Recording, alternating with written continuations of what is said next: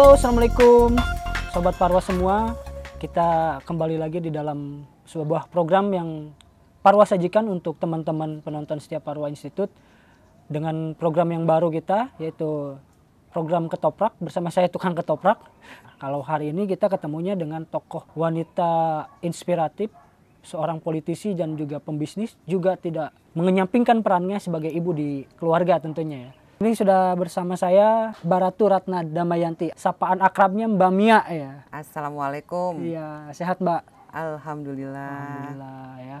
Pertanyaan pertama Mbak, terkait yang sederhana aja dulu. Sosok Mbak Mia bagaimana sebagai seorang politisi, sebagai seorang pembisnis. Bagaimana sih sosok Mbak Mia ini di dalam sebuah keluarga, di hadapan anak-anak, bagaimana menjalankan sosok ibu rumah tangga gitu Mbak? Saya tuh sebenarnya biasa-biasa saja kok. Bisa-bisa saja ya.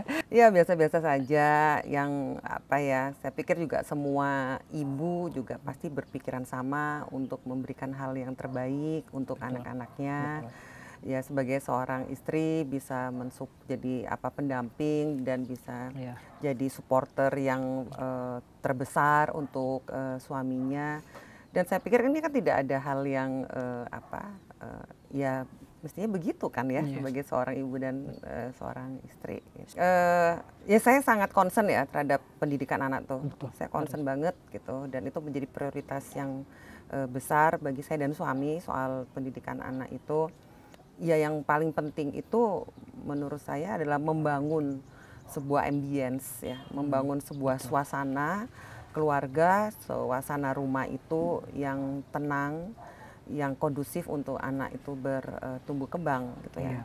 Nah suasana yang kondusif itu dimulai dulu dari saya dan suami gitu. Artinya saya dan suami harus bisa menciptakan suasana yang tenang dan bahagia untuk anak-anak di dalam keluarga dan di dalam rumah gitu.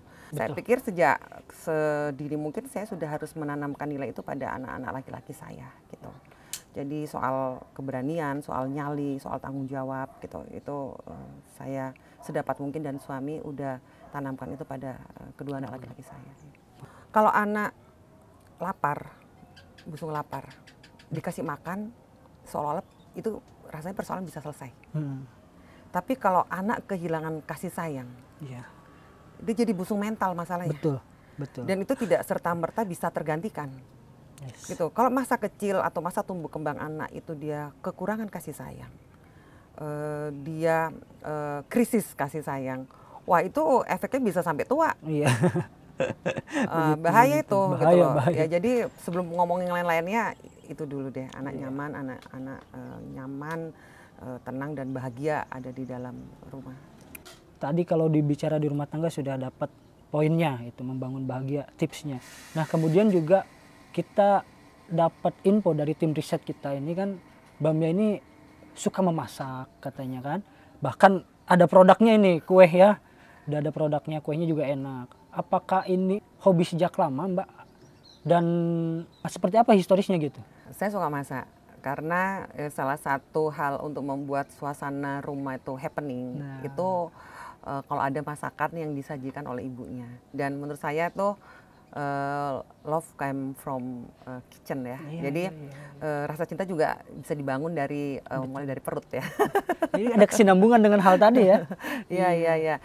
Dan dengan masakan itu kita juga berkomunikasi dalam keluarga sih gitu ya. Menurut saya itu. Jadi salah satu juga penumbuh kebahagiaan di dalam keluarga itu antara juga lewat dapur gitu. Selain saya sendiri sebenarnya saya sejak kecil saya udah bisa bikin kue sendiri ya gitu. Saya udah dibiasakan oleh ibu saya, memang sejak SD gitu saya udah masuk dapur udah bikin kue sendiri gitu. Dan saya rasakan sendiri ternyata tuh manfaatnya gede ketika saya menikah dan ya suami saya memang ya seneng kalau istrinya masak.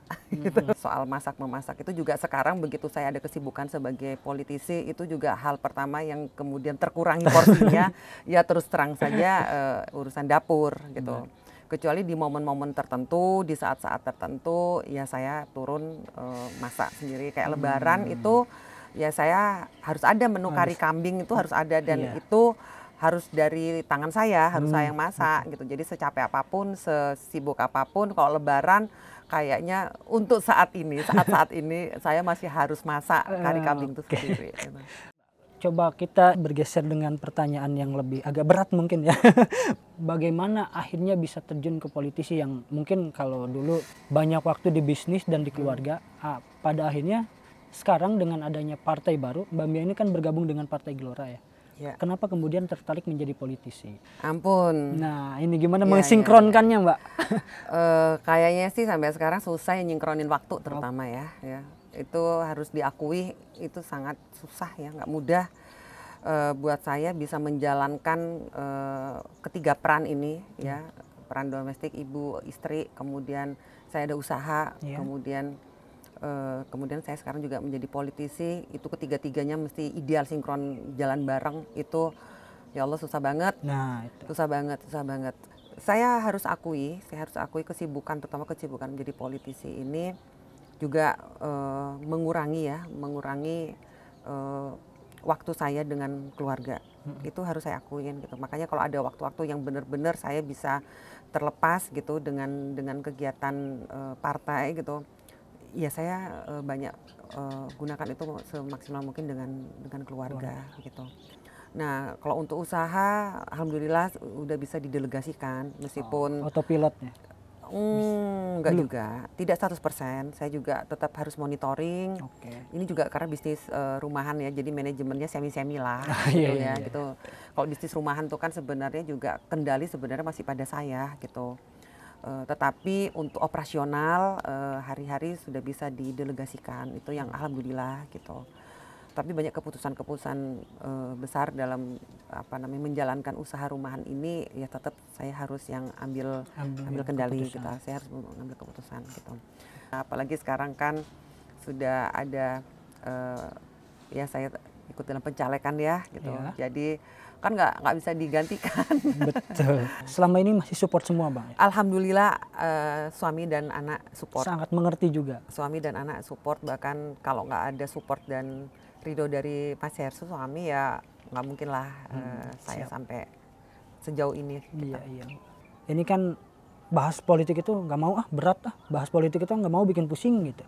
Nah sebetulnya dari Mbak Mia sendiri bagaimana biar masyarakat kita juga enjoy melihat politik, bahkan ikut terlibat dalam politik, sebetulnya harus seperti apa sih, Mbak? Gitu.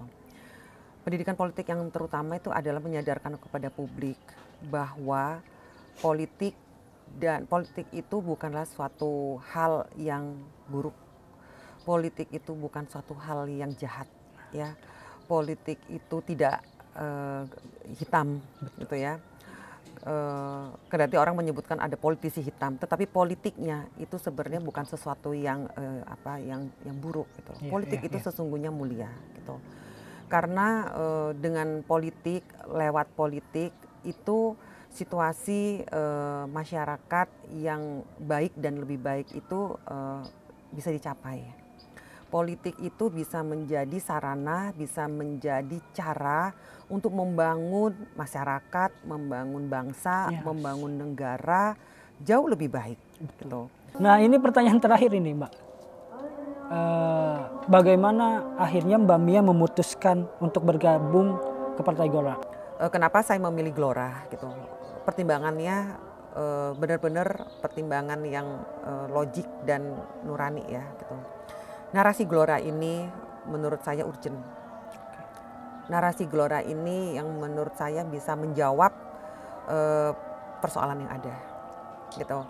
Narasi Gelora ini yang menurut saya bisa menjadi endorser, bisa menjadi penggerak, bisa memotivasi masyarakat, bisa menggerakkan rakyat untuk memiliki sebuah pencapaian yang lebih besar lagi buat bangsa dan negara. To the point, narasi Gelora menjadikan Indonesia sebagai kekuatan 5 besar dunia. Kebutuhannya ini, Indonesia 5 besar dunia. Untuk mencapai 5 besar dunia itu apa sih? Tentunya ada persoalan ekonomi. Ada masalah hal ekonomi harus dipenuhi. Gitu. Artinya kalau kita mau menjadi kekuatan 5 besar dunia dari segi ekonomi saja, pendapatan per kapita kita setidaknya harus 10 kali dari sekarang. Jadi ukurannya itu kan jelas. Ini partai ini mau mengarah kemana, berjalan kemana, itu ukurannya jelas. Negara-negara yang maju itu juga riset dan teknologinya itu luar biasa. Luar biasa gitu. Termasuk dari strategi pembangunan risteknya seperti apa.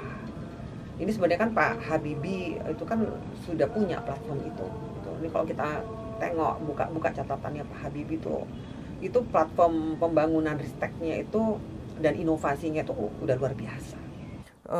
Level riset dan teknologi yang semaju negara-negara sekelas besar lainnya. Ya, sekeras Amerika, Eropa atau Singapura.